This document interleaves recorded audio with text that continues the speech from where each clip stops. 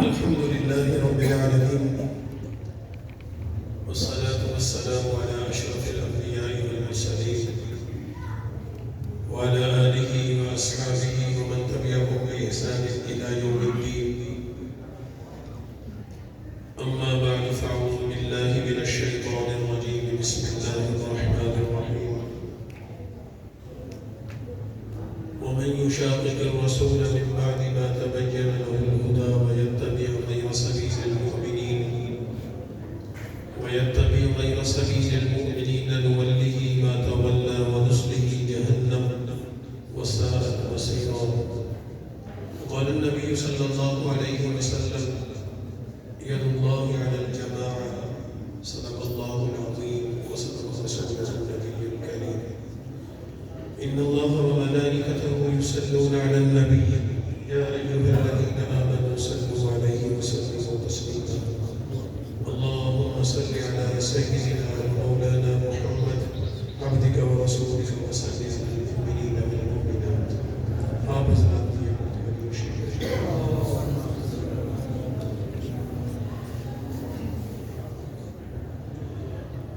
حضرات علماء کرام، نوجوان بچوں، ساتھیوں، نماز مغرب سے یہ پروگرام شروع ہے اور 11 بج رہے ہیں، کافی وقت ہو چکا ہے اور اتنے لمبے پروگرام میں آپ حضرات کا بیٹھنا یقیناً آپ حضرات کی ہمت ہے. اللہ تعالیٰ آپ تمام ساتھیوں کو جزائے خیر عطا فرمائے. آمین. جو فضلاء کرام ہیں جنہوں نے اس سال 14 حدیث شریف کیا اور علماء کی فہرست میں شامل ہو گئے، حفاظ کرام ہیں جنہوں نے قرآن کریم کی تکمیل کی اور حفاظ کی فہرست میں شامل ہو گئے، اللہ تعالیٰ ان تمام ساتھیوں کی محنت کو قبول فرمائے. ہمارا یہ ادارہ ہمارے بزرگ حضرت مولانا قاری عبدالغفار صاحب رحمۃ اللہ علیہ کی یادگار ہے، ان کے لیے صدقہ جاریہ ہے اور ہم اس ادارے میں مہمان بن نہیں بلکہ اس ادارے کے اس گھر کے ایک فرد بن کر شریک ہوتے ہیں. ہمیشہ ہم اسی نقطۂ نظر سے اس ذہن سے آتے ہیں الحمدللہ یہ ہمارے بھائی ہیں، ہمیں یاد رکھتے ہیں. اللہ تعالیٰ ان کو جزائے خیر عطا فرمائے. انہوں نے آپ حضرات کے اعزاز میں آج کے اس پروگرام کا انعقاد کیا. علماء کرام تشریف لائے، انہوں نے جو نصیحتیں فرمائیں اس میں سے ہر چیز ہمارے لیے قیمتی ہے اور ہم اس چیز کا ارادہ کر لیں کہ انشاءاللہ ان نصیحتوں کو یاد بھی رکھیں گے، آنے والی زندگی میں اس پر عمل بھی کریں گے. چونکہ مجھے بھی حکم کیا گیا ہے، اب میں کچھ بات عرض کرنا چاہتا ہوں اور آپ حضرات کے چہروں پر تھکاوٹ بھی آیا ہے، اس وجہ سے میں بہت لمبی بات نہیں کروں گا. بہت ہی مختصر وقت میں آپ حضرات کو یہ بات عرض کرنا چاہتا ہوں کہ آپ تمام ساتھی، ہم جتنے بھی حضرات یہاں موجود ہیں، ہمارا تعلق ایک دینی مدرسے کے ساتھ. جو فضلاء ہیں انہوں نے بھی مدرسے کی سند فراغت حاصل کی ہے، جو حفاظ ہیں انہوں نے بھی مدرسے سے تعلیم حاصل کی ہے. مدرسے کی چٹائی پر بیٹھ کر دین کی اس تعلیم کو حاصل کرنے کا یہ سلسلہ کئی سالوں سے جاری تھا. جو حفاظ ہیں انہوں نے 2-3 سال کو مدرسے میں پڑھا ہوگا اور جو علماء کرام ہیں انہوں نے ماشاءاللہ 10-12 سال مدرسے میں مستقل تعلیم حاصل کی اور 10-12 سال کی محنت و کاوش کے بعد، علماء کی صحبت کے بعد، مدرسے کے ماحول میں تعلیم و تربیت کے بعد وہ اس نہج پر پہنچ گئے کہ آج ان کو علماء کہا جا رہا ہے. تو یہاں یہ بات ہمارے ذہن نشین ہونی چاہیے کہ جب کوئی طلبہ درس نظامی مکمل کر کے سند فراغت حاصل کرتے ہیں اور ان کے بزرگ ان کے سر پر، اساتذہ ان کے سر پر دستار باندھ دیتے ہیں، تو اس دستار فضیلت کا مطلب کیا ہے؟ اس سند فراغت کا مطلب کیا ہے؟ کہ کیا علماء نے، کیا اساتذہ کرام نے، کیا آپ کے بزرگوں نے آپ کو اس بات کا اختیار دے دیا ہے کہ اب آپ حلال کو حرام کر دیں یا حرام کو حلال کر دیں، یا آپ جو چاہیں دین میں تعبیر پیش کر دیں؟ دین کے جس مسئلے کو جیسے چاہے بیان کر دیں، دین کے معاملات میں اپنے مزاج اپنی پسند کے مطابق کوئی رائے قائم کر لیں، تو یقیناً اس کا مطلب یہ نہیں ہے، بلکہ اس دستار کا مطلب یہ ہے کہ آپ کے اساتذہ نے، آپ کے بزرگوں نے آپ کے سر پر دستار باندھ کر آپ پر اعتماد کیا ہے، اور وہ اعتماد اس چیز کا ہے کہ آپ نے 10-12 سالوں میں جو تعلیم حاصل کی ہے، اس نصاب کے بعد، اس تعلیم کے بعد اور اس فراغت کے مرحلے تک پہنچنے کے بعد آپ میں یہ استعداد پیدا ہو گئی ہے کہ آپ دین کو صحیح سمجھ سکتے ہیں اور آنے والی زندگی میں آپ لوگوں کی دینی معاملات میں صحیح رہنمائی کر سکتے ہیں۔ اب پہلی بات کہ آپ کو کوئی اختیار حاصل ہو گیا ہو، اور دوسری بات کہ آپ کو اختیار کوئی حاصل نہیں ہے بلکہ آپ دین کے نمائندہ بن گئے، دین کے ترجمان بن گئے، دین کے داعی اور مبلغ بن گئے ہیں، تو میری گزارشات میں سے پہلی گزارش یہ ہے کہ آپ یہ بات اپنے دل و دماغ میں بٹھا لیں کہ عالم بننے کا مطلب دین کا نمائندہ، اس کا ترجمان اور اس کا مبلغ اور داعی بننا ہے۔ یہ منصب ہمیں اللہ تعالیٰ نے عطا کر دیا تو ہم اسی پر کاربند رہیں گے، اس کے علاوہ کوئی اختیار ہمارے پاس حاصل نہیں۔ اب جب ہم اپنے آپ کو دین کا داعی اور مبلغ سمجھیں تو پھر ہمیں یہ سمجھنا ہوگا کہ جن لوگوں کے ہم نمائندہ ہیں وہ کون لوگ تھے۔ مثال کے طور پر ہمارا تعلق مدرسے کے ساتھ ہے، تو کیا یہ مدرسہ، اس کی یہ 4 دیواری اور مدرسے کی یہ عمارت، کیا یہ اللہ کے دین کی محتاج ہے؟ کیا اللہ کا دین اس مدرسے کا نام ہے؟ کیا اللہ کا دین اس مدرسے کی 4 دیواری کا نام ہے؟ یہ تپائیاں پڑی ہیں، نیچے چٹائی بچھی ہے، استاد اور شاگرد پڑھتے اور پڑھاتے ہیں، کیا سارا دین اس کے اندر بند ہو کر رہ گیا؟ تو یہ غلط فہمی بھی ہمارے ذہن سے نکال دینی چاہیے۔ اللہ کا دین کسی عمارت کا محتاج نہیں، اللہ کا دین کسی استاد کا، کسی شاگرد کا محتاج نہیں، اللہ کا دین کسی سبب کا محتاج نہیں، لیکن جس خطے میں ہم رہتے ہیں، یعنی جس سرزمین پر ہم رہتے ہیں، اس سرزمین پر کئی صدیوں سے یہ بات رائج ہو چکی ہے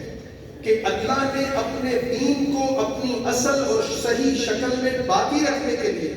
جس چیز کو سبب اور بنیاد بنایا ہے وہ یہ مدرسہ ہے۔ یعنی مثال کے طور پر اگر ہم دنیا کے دیگر ممالک میں چلے جائیں، ہم دنیا کے ان ممالک میں جہاں مسلمان رہتے ہیں، مسلمانوں کی بڑی تعداد موجود ہے اور وہ غیر مسلم ملک نہیں ہے، مسلمان ملک ہیں، ان اسلامی ممالک میں جہاں مسلمانوں کی آبادی کی اکثریت ہوگی، مسلمان علماء بھی ہوں گے، مسلمانوں کے دینی ادارے بھی ہوں گے، وہاں مسلمانوں کی بڑی تعداد میں اکثریت بھی ہوگی، لیکن وہاں دین اپنی اصل شکل میں اس طریقے سے جیسے رسول اللہ سے صحابہ کو ملا اور صحابہ نے امت تک منتقل کیا، ایسے وہاں آپ کو دین نہیں ملے گا۔ میں آپ کو ایک مثال دیتا ہوں۔ مصر اسلامی دنیا کا قدیم ترین ملک ہے اور جس کو آباد کرنے والے صحابہ کرام تھے۔ اس مصر میں ایک جامعہ قائم ہے جس کو جامعۃ الازہر کہتے ہیں۔ اسلامی دنیا کی اسلامی تاریخ میں جو 2-3 ادارے پہلی صدی ہجری میں قائم ہو گئے تھے یا دوسری صدی ہجری میں باقاعدہ وہ بنیاد پڑ گئی تھی اور منظم طریقے سے جنہوں نے کام کرنا شروع کر دیا تھا، ان اداروں میں سے ایک ادارہ جامعۃ الازہر بھی ہے۔ یعنی جامعۃ الازہر مصر ہماری اسلامی تاریخ کے قدیم ترین اور ممتاز ترین اداروں میں سے ہے۔ اسلامی تاریخ، اسلام کی تعلیم و تعلم کی تاریخ جامعۃ الازہر کے بغیر مکمل نہیں ہو سکتی، لیکن اس وقت جامعۃ الازہر کا حال یہ ہے کہ جامعۃ الازہر کے منبر پر بیٹھ کر خطبہ دینے والا وہ شخص جس کو مصر میں شیخ الاسلام کہا جاتا ہے، شیخ مصر کہا جاتا ہے، وہ پینٹ کوٹ پہنتا ہے، ٹائی لگاتا ہے، اس کے چہرے پر داڑھی کوئی نہیں اور وہ مسلمانوں کا نمائندہ اور شیخ الاسلام ہے۔ تو کیا آپ کی عقل اس کو تسلیم کرتی؟ اگر آپ ان سے پوچھ لیں، وہ کہیں گے کہ ہمارے مصر کا سب سے بڑا عالم دین اور سب سے بڑے مقام اور مرتبے والا شخص یہ ہے۔ شیخ الاسلام کا منصب کوئی معمولی منصب نہیں ہے، لیکن نہ اس کے پاس داڑھی موجود ہے، نہ اس کے پاس اسلامی لباس موجود ہے، اور وہ لوگوں کی ترجمانی بھی کرتا ہے، فتویٰ بھی جاری کرتا ہے، اور اس کو شیخ الاسلام مانا بھی جاتا ہے۔ اس طرح کی کتنی ہی مثالیں پیش کی جا سکتی ہیں، لیکن اس کی بنیادی وجہ کیا ہے؟ اس کی بنیادی وجہ یہ ہے کہ ان علاقوں میں، ان ممالک میں دین کی تعلیم و تعلم کے سلسلے جاری رہے اور جاری ہیں، لیکن جو مدرسے کی روایت بر صغیر پاک و ہند کے ہمارے اکابر نے قائم رکھی، یہ مدرسے کی روایت دنیا کے دوسرے ممالک میں موجود نہیں ہے۔ 1857 کی جنگ آزادی کے بعد جب انگریز نے ہندوستان پر قبضہ کیا اور اس کا ہدف یہ تھا کہ یہاں پہ اسلام کو مٹانا ہے، مسلمانوں کو مٹانا ہے،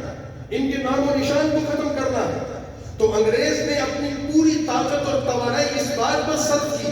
کہ ہندوستان سے اسلام کو ختم کر دیا جائے۔ یہی وجہ ہے کہ مورخین نے لکھا ہے کہ ہندوستان کے ایک شہر دلی کی حالت یہ تھی کہ اس کی ہر گلی میں کوئی نہ کوئی دینی مدرسہ موجود تھا، اور ایک وقت وہ آیا کہ پورے دلی میں لوگ پھرتے تھے اور ایک عالم نہیں ملتا تھا کہ کوئی وراثت کا مسئلہ بتا دے، طلاق کا مسئلہ بتا دے۔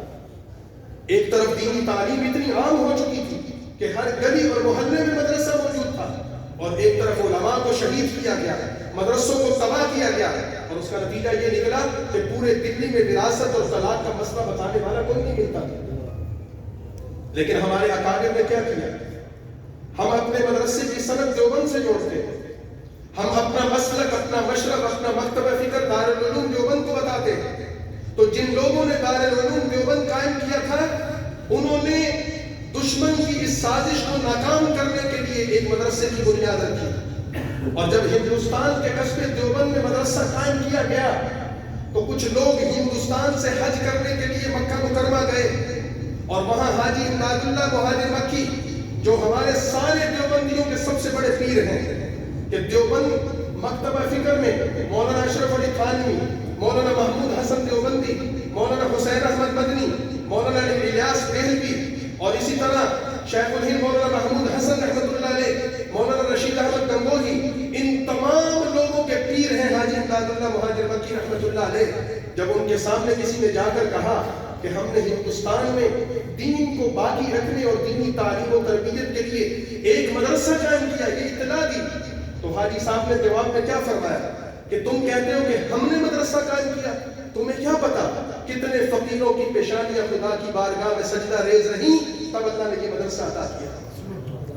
یعنی اللہ والے کتنے اللہ کے سامنے جھکتے رہے، سجدہ ریز رہے، اللہ کے سامنے دعا گو رہے، اور خدا سے مانگتے رہے کہ یا اللہ ہندوستان میں دین کو باقی رکھنے کا کوئی سلسلہ عطا فرما دے، تو اس کے بدلے میں اللہ نے یہ مدرسہ عطا کیا۔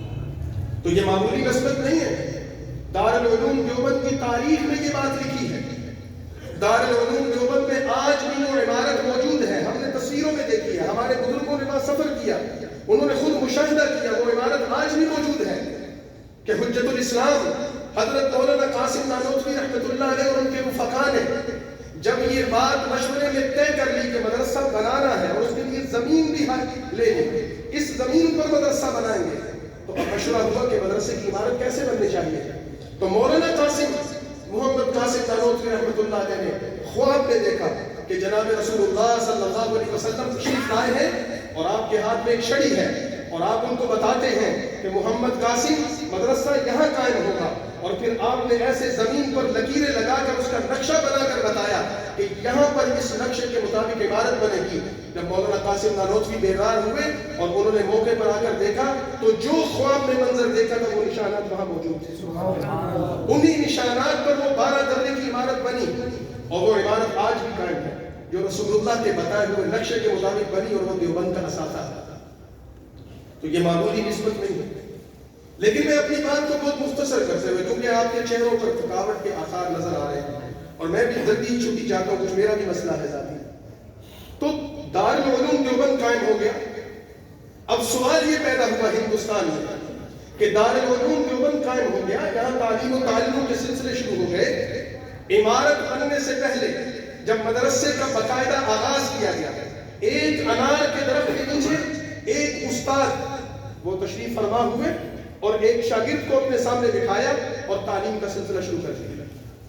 اتفاق یہ ہے کہ استاد کا نام بھی محمود تھا اور شاگرد کا نام بھی محمود تھا، دونوں کا نام محمود ہے، اور اللہ تعالیٰ نے ان دونوں کو ایسا بابرکت فرمایا کہ آج دیوبند کا تعلیمی سلسلہ، دیوبند کی روحانی سلسلے، دیوبند کے وہ فیضان پوری دنیا میں پھیل چکے ہیں۔ مولانا قاسم نانوتوی رحمۃ اللہ علیہ کا انتقال ہو گیا۔ دارالعلوم دیوبند میں تعلیم و تعلم کے سلسلے جاری تھے کہ کچھ لوگوں کے درمیان اس پر اختلاف ہوا کہ دارالعلوم کے تعلیمی سلسلوں میں رہتے ہوئے ہمیں ملک کی سیاست سے تعلق رکھنا چاہیے کہ نہیں، ہمیں ہندوستان کے مسلمانوں کی آزادی کے لیے لڑائی کا حصہ بننا چاہیے کہ نہیں، مسلمانوں کے اجتماعی معاملات میں شرکت کرنی چاہیے کہ نہیں۔ کیونکہ جب کوئی مدرسے کے ماحول میں رہتا ہے تو آپ کو ایسے صوفی مزاج طلباء مل جائیں گے، اساتذہ مل جائیں گے، وہ مخلص ہوتے ہیں، لیکن وہ یہ کہتے ہیں کہ تعلیم، تعلم، تدریس اور مدرسہ، بس اس کے علاوہ یہاں کوئی کام نہیں ہوگا۔ تو یہ سوال پیدا ہوا۔ تو دارالعلوم دیوبند کے سب سے پہلے طالب علم محمود حسن، جو بعد میں دارالعلوم دیوبند کے استاد بھی بنے، صدر مدرس بھی بنے، شیخ الحدیث بھی بنے، اور جن کو دنیا نے شیخ الہند کے نام سے پہچانا، شیخ الہند مولانا محمود حسن کے سامنے جب یہ بات ذکر کی گئی تو انہوں نے یہ بات فرمائی کہ میرے استاد مولانا قاسم نانوتوی رحمۃ اللہ علیہ نے یہ مدرسہ بنایا تھا اور مدرسہ میرے سامنے بنا۔ آپ کے بنانے کا مقصد محض تعلیم و تربیت نہیں تھا، محض تعلیم و تعلم نہیں تھا، بلکہ دارالعلوم دیوبند کا مقصد یہ تھا کہ جو طالب علم دارالعلوم دیوبند میں آ جائے وہ دین کا طالب علم بھی بنے، وہ دین کا مجاہد بھی بنے۔ یہاں سے پڑھنے والا طالب علم جب عملی میدان میں نکلے تو وہ اپنے قوت عمل سے انگریز کے محل میں شغاف پیدا کر دے۔ اگر کوئی دیوبندی ہے اور اس کے اندر تعلیم و تربیت کا جذبہ تو موجود ہے، لیکن اس کے اندر سیاسیات زمانہ سے تعلق رکھنے کے جذبات موجود نہیں، تو وہ حقیقی طور پر دیوبندی نہیں ہو سکتا۔ یہ کون کہہ رہے ہیں؟ یہ میں نہیں کہہ رہا، شیخ الہند مولانا محمود حسن رحمۃ اللہ علیہ کہہ رہے ہیں۔ اس کو نقل کرنے والے شیخ الہند کے شاگرد ہیں۔ تو اس سے فضلاء کرام کو یہ بات سمجھنی چاہیے کہ ہمارا یہ مدرسہ صرف تعلیم اور تربیت کا نام نہیں ہے، ہمارا یہ مدرسہ ہماری پوری تاریخ کو ذکر کرتا ہے۔ اس مدرسے سے ہم نے صرف تعلیم اور تعلم کے سلسلوں کو جاری نہیں رکھنا، تعلیم اور تعلم تو جامعۃ الازہر مصر میں بھی ہو رہی ہے،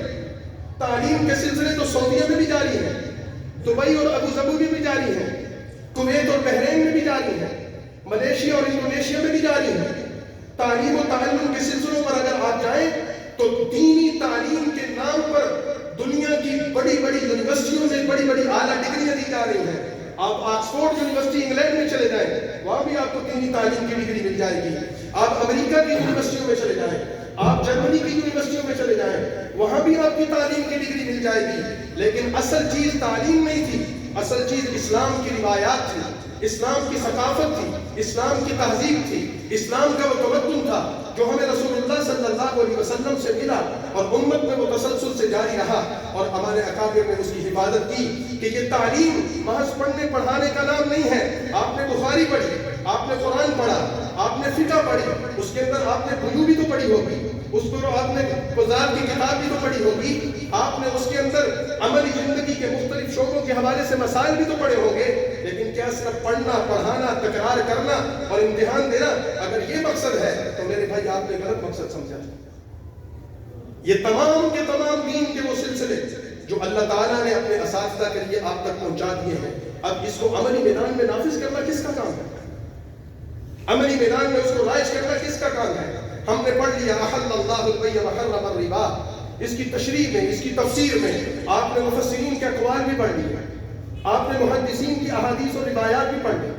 آپ نے فقہاء کا کلام بھی پڑھ لیا۔ سود کسے کہتے ہیں؟ ربا کسے کہتے ہیں؟ تجارت کا نفع کیوں حلال ہے؟ سود کا نفع کیوں حرام ہے؟ یہ سب کچھ آپ نے پڑھ لیا، لیکن یہ بازار میں نافذ کون کرے گا اس کو؟ کیا اس کو بازار میں نافذ نہیں ہونا چاہیے؟ کیا بازار کی تجارت اسلام کے شرعی اصولوں کے مطابق نہیں ہونی چاہیے؟ عدالت کے اندر اسلام کا قانون اور اس کے مطابق فیصلے نہیں ہونے چاہیے؟ تھانے اور کچہری میں اسلام کے نظام کی بات نہیں ہونی چاہیے؟ عدالت میں بیٹھے ہوئے جج کو یہ نہیں چاہیے کہ وہ اللہ اور اس کے رسول کے مطابق فیصلے کرے؟ کیا اس ملک کا نظام معیشت، اس ملک کا نظام معاشرت، اس ملک کا نظام عدالت اور اس ملک کے دیگر ادارے اللہ اور اس کے رسول کے قانون کے مطابق نہیں چلنے چاہیے؟ تو وہ قانون تو آپ کے پاس ہے، اس کا علم تو آپ کے پاس ہے،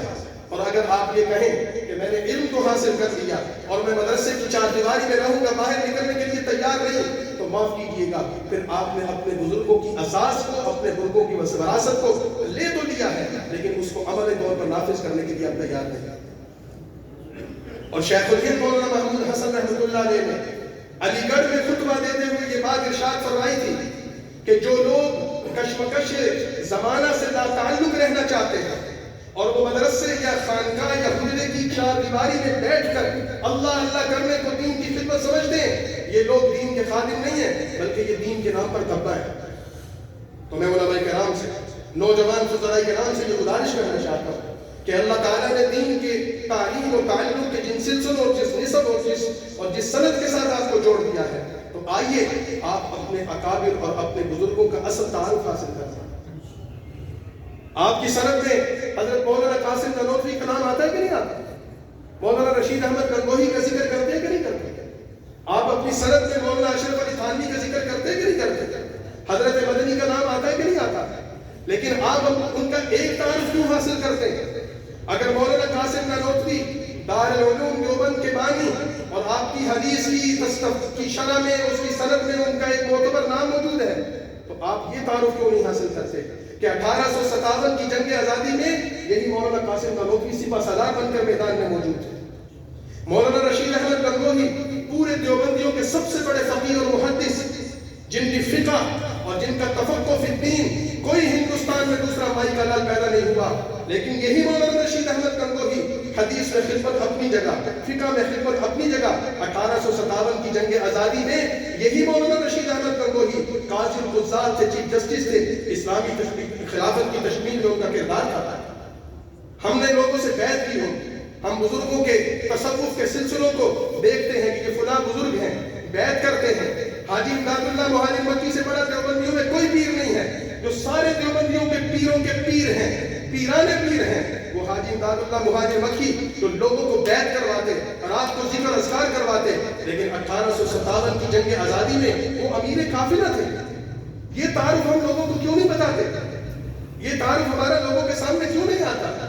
مولانا حسین احمد مدنی رحمۃ اللہ علیہ مسند حدیث پر بیٹھے، کون سی مسند حدیث؟ روزہ مبارک کے سامنے بیٹھ کر حدیث پڑھا ہے۔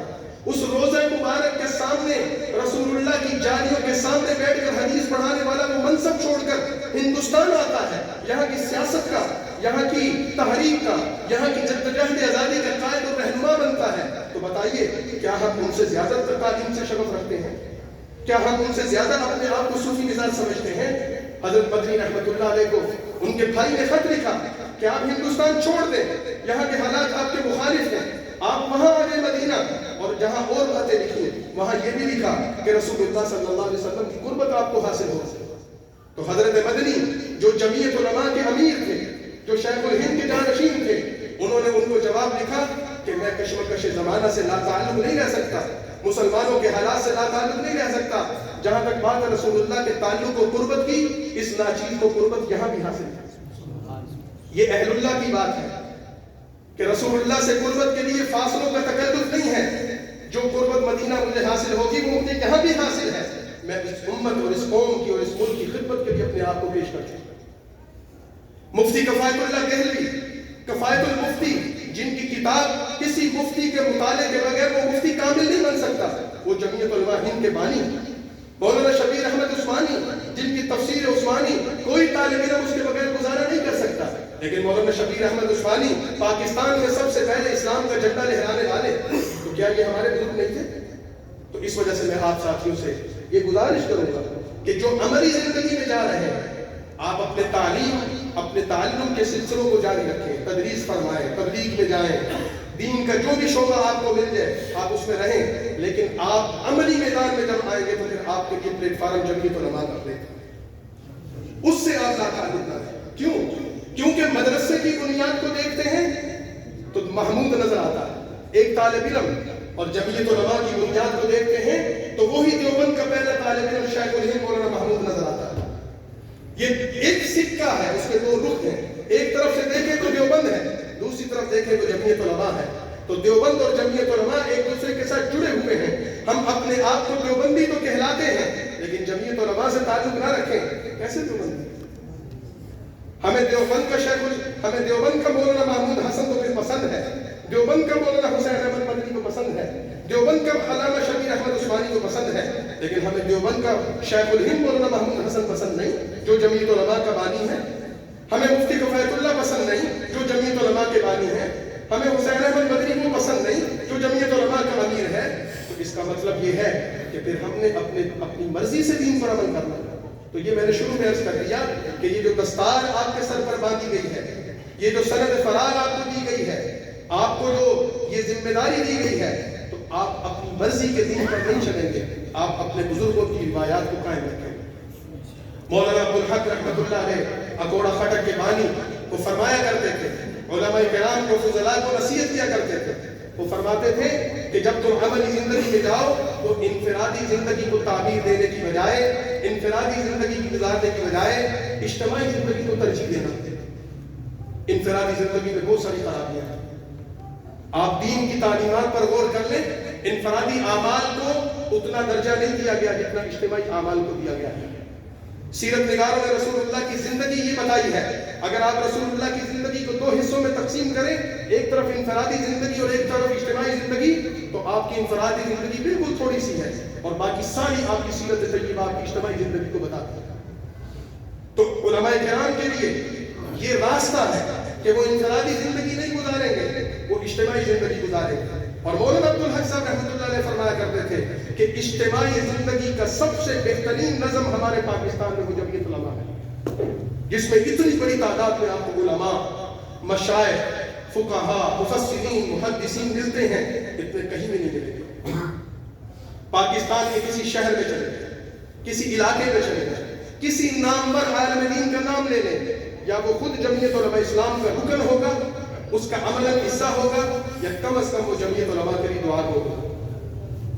آپ کو مخالفین نظر نہیں آئے گے، مخالفین نظر آئیں گے تو وہ بازاری لوگ نظر آئیں گے، سنجیدہ باوقار لوگوں میں جمعیت علماء کا مخالف آپ کو کوئی نظر نہیں آئے گا۔ تو اللہ تعالیٰ آپ کے ان دینی سلسلوں کو مبارک فرمائے، ان دینی سلسلوں کو اللہ تعالیٰ جاری رکھنے کی توفیق عطا فرمائے۔ لیکن جس طرح دین کا تصور ہمیں اپنے بزرگوں سے سندن ملا ہے اور ہم اس سند کے خلاف لے جاتے ہیں، مثال کے طور پر نماز فرض ہے، ابھی صبح فجر کی نماز ہم پڑھیں گے تو ہمیں دین سے یہ پتہ چلا ہے کہ فجر کی کتنی رکعت ہے، 2 رکعت، نہ 3 ہے نہ 1 ہے، یہ ہمیں دین کی سند ایک مل گئی، ہم اس کو ثابت کر سکتے ہیں کہ رسول اللہ صلی اللہ علیہ وسلم سے ہمیں ایک تصور عبادت ملا ہے، 2 رکعت فرض ہے فجر میں۔ اب اس 2 رکعت کو ادا کرنے کا طریقہ کیا ہے؟ یہ ہماری مرضی پر چھوڑ دیا گیا ہو یا یہ بھی سندن روایت ہے؟ کیوں جی؟ یہ بھی سندن روایت ہے۔ تصور دین وہ بھی ہم سندن نقل کرتے ہیں اور اس کا طریقہ بھی ہمیں سندن ملتا ہے۔ تو جب ایک نماز کی عبادت کا تصور وہ سندن روایت ہے اور اس کا طریقہ بھی سندن روایت ہے، روزہ، حج، زکوٰۃ اور دیگر دین کے شعبے جب وہ سندن روایت ہے، اس کا تصور بھی ہمیں سندن ملتا ہے اور اس کا عملی شکل بھی سندن ملتی ہے، تو پھر دین کو ملک میں نافذ کرنا، دین کو اس ملک کا حصہ بنانا، دین کے قانون کو، قرآن کے قانون کو اس ملک میں نافذ کرنا، اس کا جو تصور ہمیں سندن ملا ہے وہ ہم نے سند لے لی، اس کو عملاً نافذ کرنے کا طریقہ ہم اپنی مرضی سے نہیں لا سکتے، وہ بھی ہمیں اپنے بزرگوں سے سندن لے لیں، اور اس کی عملی شکل اور اس کی بہترین شکل جو ہمارے بزرگوں نے طے کی ہے وہ جمعیت علماء کا نظر ہے۔ جمعیت علماء ایک ایسی جماعت ہے جو دین کے ہر شعبے کی تائید کرتی ہے اور اس دین کے ہر شعبے کی محافظ اور نگران بن کر کھڑی ہوتی ہے، اور جمعیت علماء اسلام دین کے ہر شعبے کو تقویت دیتی ہے اور دین کے شعبوں میں کام کرنے والوں سے یہ توقع رکھتی ہے کہ وہ بھی اپنے اپنے میدان میں جمعیت علماء کے دستے بازو ہیں۔ آج آپ دیکھیں، آخری بات عرض کر رہا ہوں، جمعیت علماء حکومت کا حصہ ہے، دینی مدارس کے منتظمین کو پتہ ہے، مولانا یہاں بیٹھے ہیں، مدرسے کے لیے کتنی مشکلات ہیں، رجسٹریشن نہیں ہوتی مدرسے کا اکاؤنٹ نہیں کھلتا ہے، مدرسے کے نام پر آپ بینک میں جا کر اکاؤنٹ نہیں بنا سکتے، یہ مشکلات ہیں، حکومت اس کو رجسٹر نہیں کر رہی ہے۔ لیکن آج جمعیت علماء اسلام کے اس کردار کی وجہ سے حکومت اور وفاق المدارس میں یہ معاملات طے پا چکے ہیں، اس کا مزودہ تیار ہو چکا ہے، اس کا ڈرافٹ تیار ہو چکا ہے اور اس پر قانون بن رہا ہے کہ اب پاکستان کا ہر مدرسہ باقاعدہ رجسٹرڈ ہوگا، پاکستان کے ہر مدرسے کو بینک اکاؤنٹ کھولنے کی اجازت ہوگی اور اس کے طلباء کو، مدرسے کی عمارت کو اور مدرسے کو وہی حیثیت حاصل ہوگی کس طرح کسی کالج، کسی یونیورسٹی اور کسی اسکول کو حاصل ہوتی، یہ جمعیت علماء کی محنتوں کی وجہ سے سال ہر سال سے یہ چیز رکاوٹ بنی ہوئی تھی، لیکن ہمارے حکاموں کی کوششوں سے آپ دیکھیں حج کے معاملات میں گزشتہ سال وزارت حج نے جو کردار ادا کیا،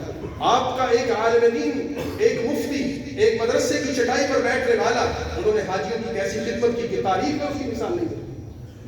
اسی طرح کتنی مثالیں پیش کی جا سکتی ہیں۔